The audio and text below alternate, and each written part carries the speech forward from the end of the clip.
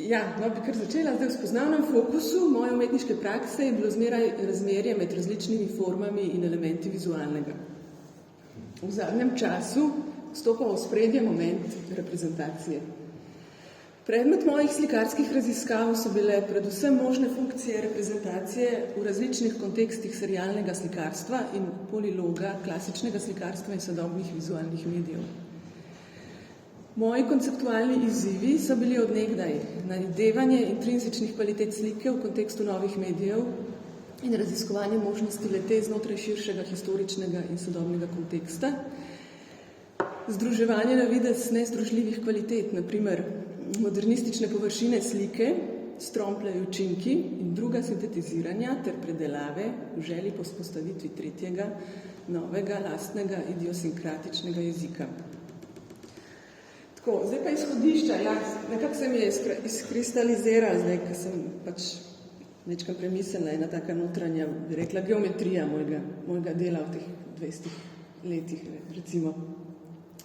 Zdaj, eno izhodišče, 3 izhodišča, bi izpostavila, pa bi se tukaj kar poglobili tudi.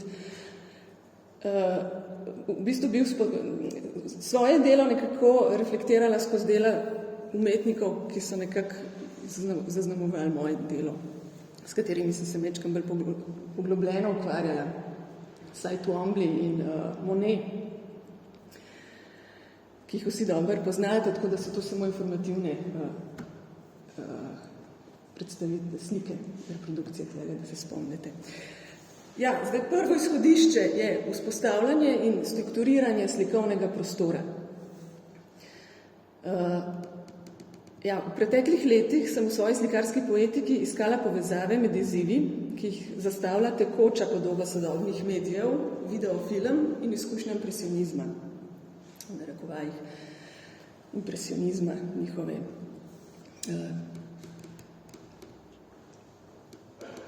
podobe in vzpostavljanje dimenzije časnosti znotraj le-te.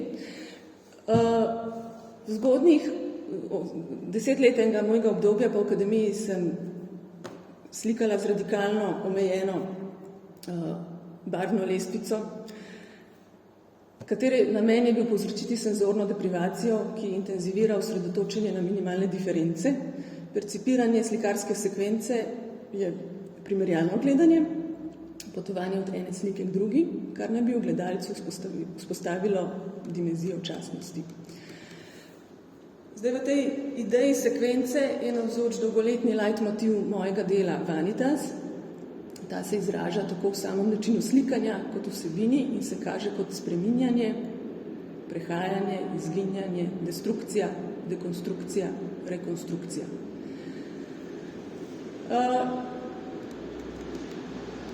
Kasneje mogoče bi izpostavila primere teh 2 avtorjev, ki sem ju omenila, predvsem njuna pozna opusa. Za današnji razgovor, ker se moram omejiti, bi v zvezi s serialnostjo, ki je obsežno poglavje, izpostavila eno vprašanje. Kaj avtorja sploh sili, da se stalno vrača k isti kompoziciji, konstelaciji form, da dolgo, celo velik del življenja perpetuira le nekaj likovnih oblik in je tako njegovo življenjsko delo pravzaprav ena sama serija. To se pravi, prvo izhodišče je nekako strukturiranje slikovnega prostora, ki se je pri meni pač vzpostavljal skozi princip serij oziroma sekvenčnosti tudi, kar je podmnožica pojma serija, bi bila rekla, oziroma drugače določen pojem. S čimer tukaj ne bi izpostavljala teh razlik cikel, serija, lahko kasneje, na koncu. Cikel, serija, sekvenca, friz, to je en cel kup besed, ki nekako spada v ta kontekst zaporedi v slikarstvu, ki so se uporabljale od nekdaj za narativne postopke, pripovedovanja nekih zgodb in tako naprej, od iznajdbe fotografije, no pa še druge funkcije, sploh pa v času novih medijev. Zdaj, druga točka, to se pravi, če je prva točka strukturiranje slikovnega prostora in tudi znotraj posamezne slike monade, ključno strukturiranje prostora, v katerega umeščaš figure. Druga točka torej je konfiguracija oblik. Zame je bilo vedno ključno vprašanje, ki sem si ga zastavljala pri gradni sliki, vprašanje učinkovite konstelacije form na slikovni površini. Torej, zame je slika uspela, slika zaštima, ko nekako zapoje, ko se sama zaključi. Ampak zato se je pa morala zgoditi neka konstelacija oblik, ki nekako funkcionira. Zdaj sprašujem se, kje pa je izvor te podobe? Ali je to samo miselni konstrukt, ali gre za nekaj najdenega od zunaj, ali gre za nekaj, kar se vzpostavi skozi sam proces dela in je čisto nova konstruirana realnost?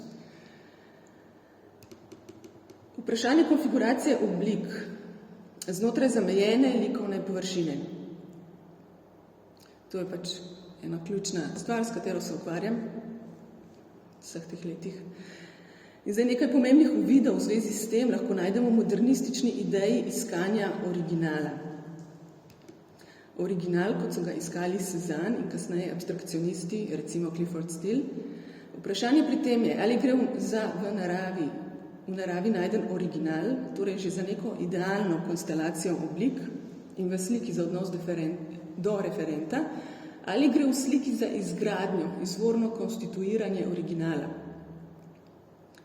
Tukaj lahko omenim Emerica Bernarda in kot sem zasledila v času študija na akademiji, ker me ni učil posredno v njegovih esejih o slikarstvu, o iskanju slike slik, gonu po sliki slik. Ta modernistična ideja odkritja, novitete avtorja je tudi ključna pri razumevanju koncepta zaporednih verzij, replike, ponavljanja.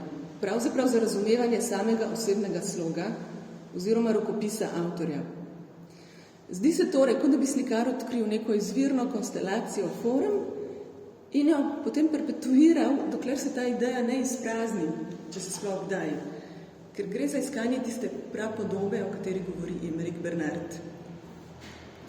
Tukaj bi se lahko mečkaj še ustavila, ker res izhaja ta koncept novitete, modernistični, recimo pri Cézannu in pri teh prvih impresionistih. Cézanne je sicer konceptualističen, njegova poetika je konceptualistična.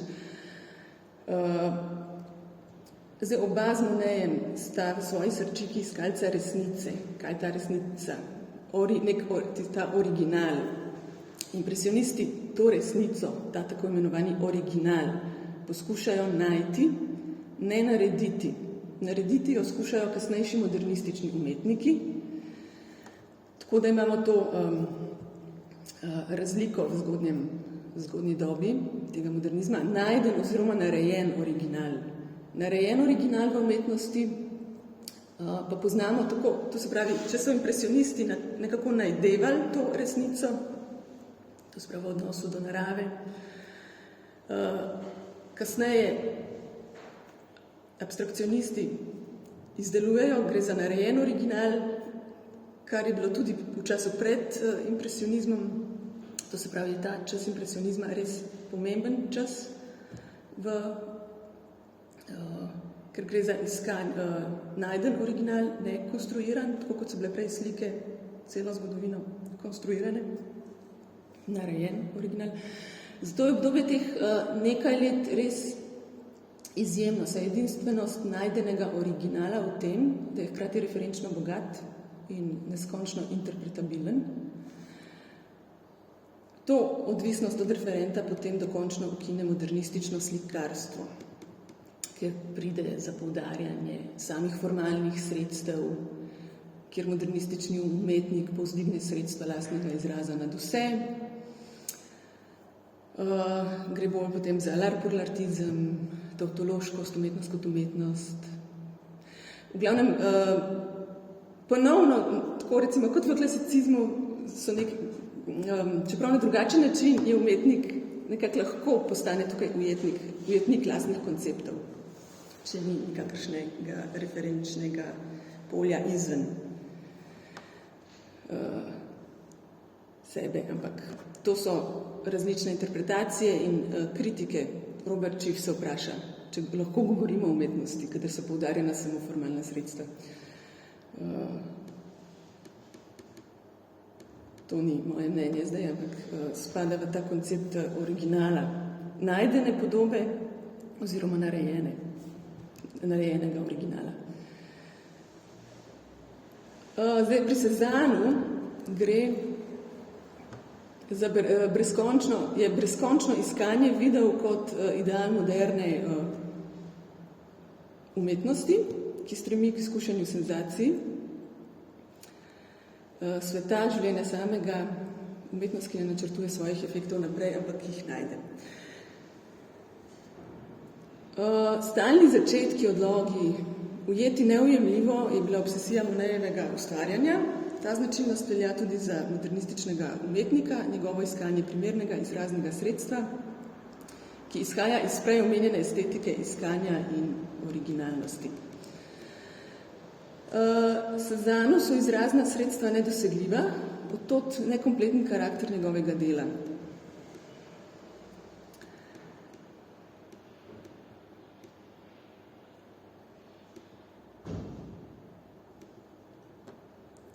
Cézanne se tudi sprašuje, recimo, ali je sploh možno stvari reproducirati, oziroma kako jih reprezentirati, kako te senzacije prevesti na platno. Zdaj, nasprotno z akademsko risbo ali fotografijo, reprezentacija ni reprodukcija. To je bila zdaj mehna zastranitev, kako so tak v 20. stoletju interpretirali ta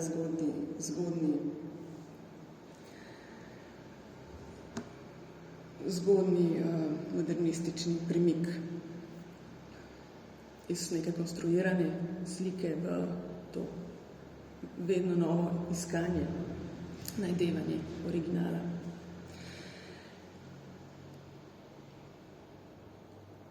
Delo v ateljeju je zame pač nek zaprt kozmos, ki pa je danes predrt z virtualnim vdorom sveta, tako da delo dojemam kot nek znotraj ateljeja, kot nek simuliran plenerizem, slikanje, kot da bi bil na prostem.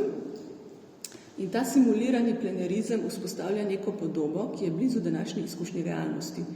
Simuliranost se umakne občutku avtentičnosti, ker tako nastala podoba bolj zrcali sodobno izkušnjo percepcije, kot pa odslikuje tako imenovano resničnost.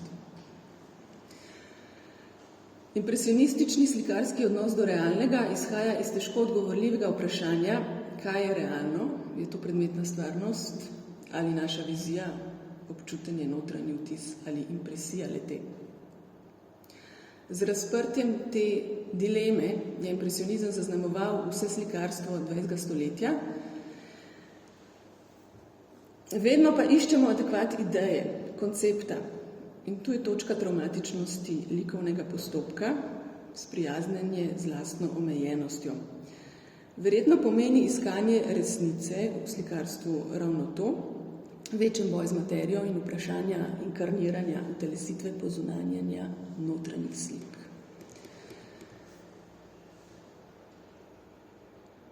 Ja, to je bila ta točka izvora podob, to se pravi iz slikovnega prostora v samo konfiguracijo oblik, v vprašanje, kaj je oblika, tista neka figura, abstraktna, neabstraktna, ki jo nekako umeščamo v ta slikovni prostor. In nekaj odgovorov skozi to teorijo modernizma in skozi svojo izkušnjo prakse dela v ateljeju. Tretje izhodišče je pa abstraktna figuracija. Gre pa za vprašanje same oblike, vprašanje abstraktne figuracije, ki ne spada v linearni perspektivični sistem. Tukaj sem se pa naslonila na teorijo Iberda Miša, teorijo oblaka. To je ena knjiga, slikarska semiotika oziroma prispevek k zgodovini slikarstva v prevodu Mojke Žbona. Ja, ravno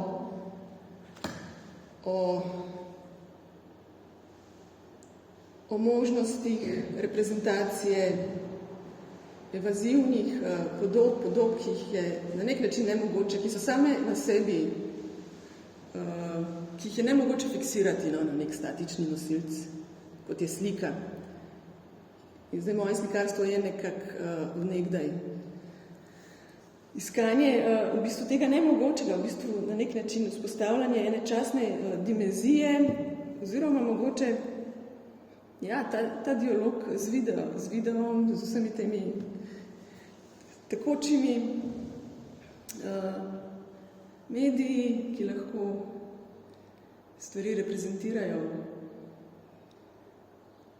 v času.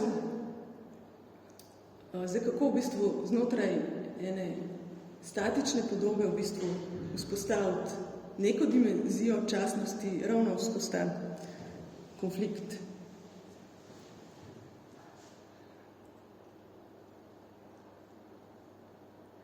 Ja, in bi se kar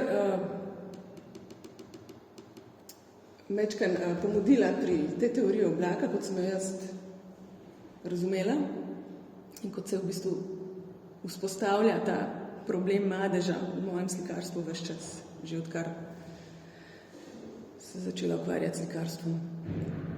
Zdaj, različne sekvence so bile pri meni zasnovane na motiviki nekaterih naravnih fenomenov, zlasti oblakov. V njih sem raziskovala tako estetske učinke, njihove fizične pojavnosti, kot tudi njihov specifičen simbolni status za slikarsko in pravzaprav vsakršno semiotiko, kot ga je opisal Hubert Damisch. On trdi, ker oblak ne vsebuje ničesar črtnega, ne more biti opredeljen v perspektivnem koordinatnem sistemu. Je pa zato najbližje slikarstvu, je slikarska stopnja nič, madež, čista snov ali substanca. Kot teoretični objekt je zato emblem slikovnega. To je res zanimivo, se nam odpira kategorijo linearnosti perspektive, adekvatnosti zaprtega kubičnega prostora, kot ga vzpostavlja Albertijeva Brunelleschieva ideja, ki je zaznamovala kompletno zahodno tradicijo slikarstva do modernizma, kot edina koherentna konstrukcija prostora, ki vse poenoti. Vendar, kot kaže Damisch v svoji knjigi Teorija oblaka, je ta konstrukcija zelo omejena in v slikovnem planu lahko prezentira le območje človeškega pasu bivanja, kjer vladajo fizični zakoni sveta, razdalje, gravitacija, ne pa tudi celestialnega nebeškega sveta, še po tedanji srednjeveški kozmologiji.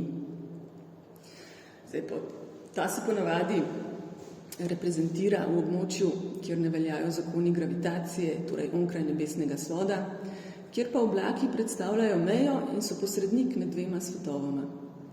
Tako je oblak indeks, označevalec tega, kar je nepredstavljivo, hkrati pa sam svojo brezobličnostjo, saj oblak nima površine, ki bi se jo dalo jasno očrtati, je hlapljiva substanca, svojo konfiguracijo predstavlja emblem nečesa nestanovitnega, izmuzljivega, nezapopadljivega, kar se ne more očrtati in umestiti v linearni perspektivni sistem.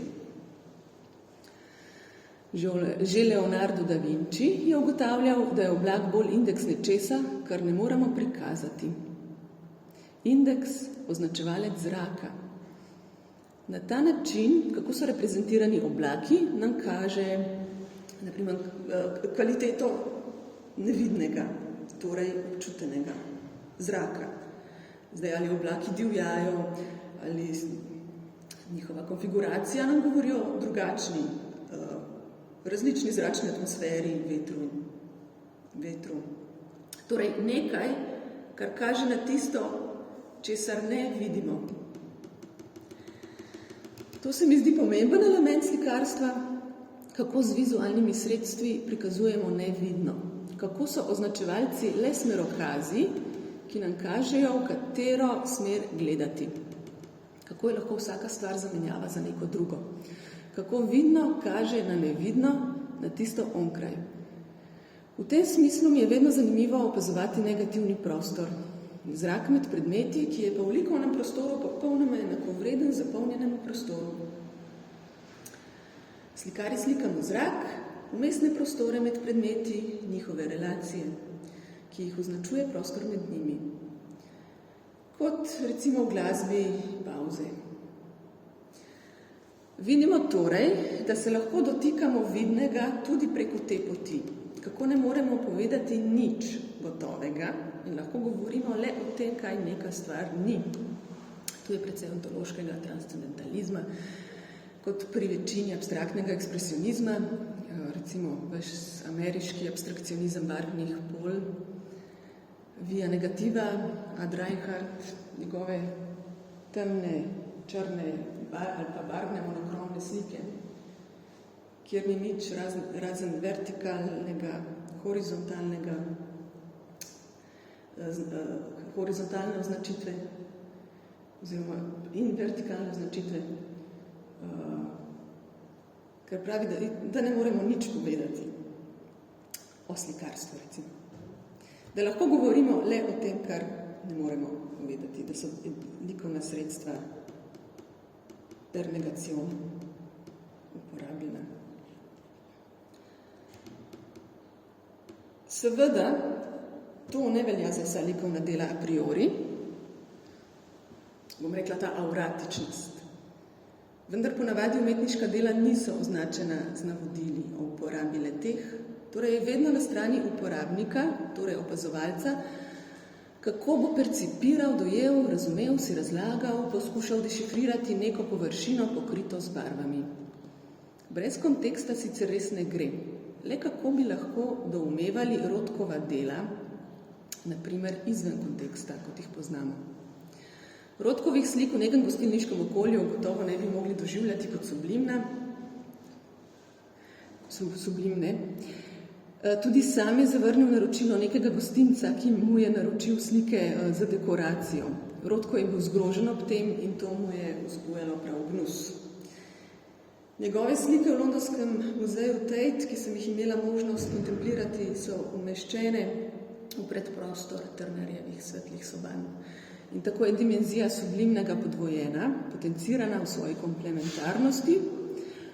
Ko se oko komaj adaptira na temne monumentalne, tragične Rotkove slike, da v pridušeni osvetljavi kaj razbere, če je kaj za razbrati, in ko se oko komaj privadi na to temo, žega zaslepijo svetle, a seveda obenem tudi tragične, romantične, epifanične slike Turnerja.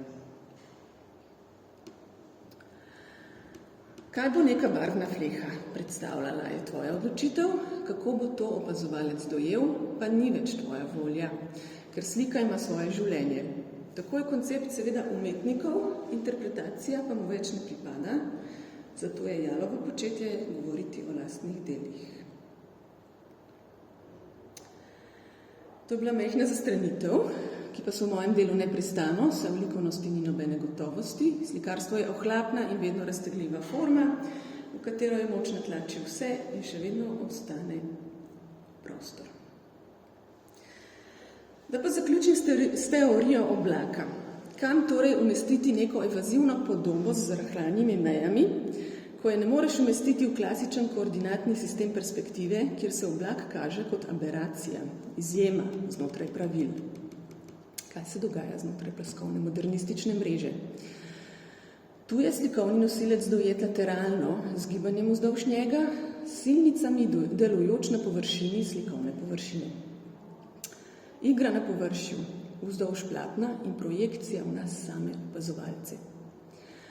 V zvezi s tem se mi poraja, mar ni ravno mrežni princip slik, pravzaprav le obrnjena, poploščena, navzgor obrnjena perspektiva, nekdaj baročnih iluzionističnih poslikav kupol, ko je bežišče na vertikali, točno nad nami, v zenitu, nad glavišču, točki na nebu, kar odpira pogled v neskončnost nebes in tu gre na nek način za paradoksno sploščenje pogleda, od spodaj navzgor. Gre za v bistvu nemogoč pogled poln skrajšav. Iber Damiš daje primer neke Correggiove poslikave, ki je v bistvu nastala že v renesansi, dolgo preden so se začele baročne iluzionistične poslikave, 100 let kasneje. In neka anekdota v zvezi s to kupolo je, da je polna žabih krakov, ker je v ker je telesnost tako deformirana zaradi perspektive disotonusu od spodaj navzgor. Zdaj, tako, da se v bistvu že v renesansi zgodi neka sploščitev, telesa se nam kažejo v svoji celovitosti, celostnosti, frontalnosti. Telesa se nam v tem primeru ne kažejo v svoji celovitosti, frontalnosti, ampak totalni deformiranosti, skrajšavah, ko hočemo pogledati v nebo drugam iz našega obzorja. Zdaj, če bi ta pogled pretiravali, ga lahko pretvorimo v popolnoma abstraktno sliko, aberacijo same sebe. Tu se nam kažejo omejitve linearnega perspektivičnega sistema, torej pogled navzgor, v nebo, v neko neskončnost, v obrnjeni perspektivi povzroči sploščenost navidezno odprtega perspektivičnega sistema, ki torej ne more zajeti neskončnosti in nam tako kaže svojo končnost, svojo omejenost. Da pa so slikarji lahko prikazovali področja neskončnosti, so se morali posluževati različnih trikov oziroma tihotapiti tovrstne motive v ta linearen Albertijev sistem na različne načine, skozi preobleke, metafore. Zdaj, horizontalen princip, bodi si kupola, hipotetično, idealno, v skrajni popačenosti, če gledamo figure, res popolnoma od spodaj navzgor, v čisti žabi perspektivi, oziroma kot se nam kaže pri Correggio, bodi si polokautalni tripping, katere slika pa potem najde vertikalni nosilec na steno. To se pravi, horizontalen princip, ampak subverzijo tega. Horizontalen princip, ki je pri poloku, ko slikar pač uporablja tla kot svojo delovno polje, je v bistvu na nek način subverzija renesančne v nebo obrnjene, poploščene perspektive, ki je v končni meri horizontalen princip.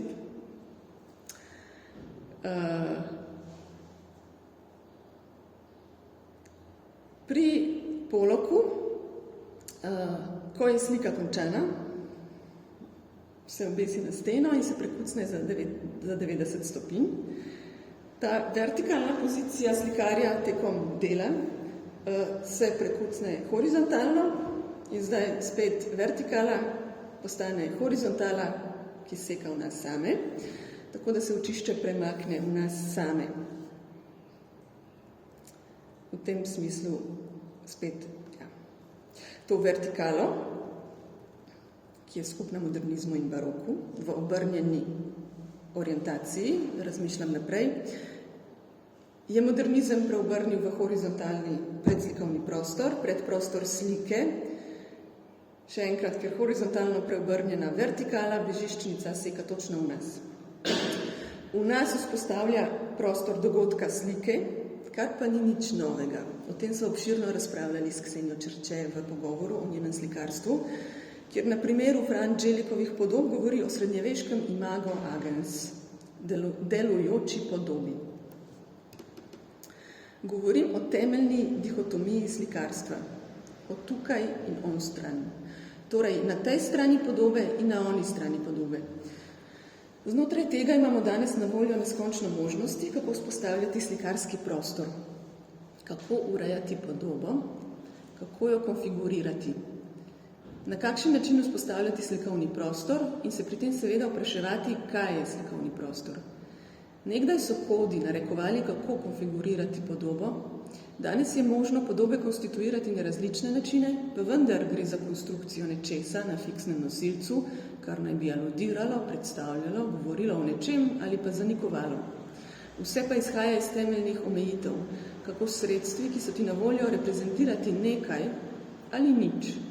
V vsakem primeru bo reprezentacija, če ne drugega, reprezentacija slikovnega polja, slikarske površine, platna.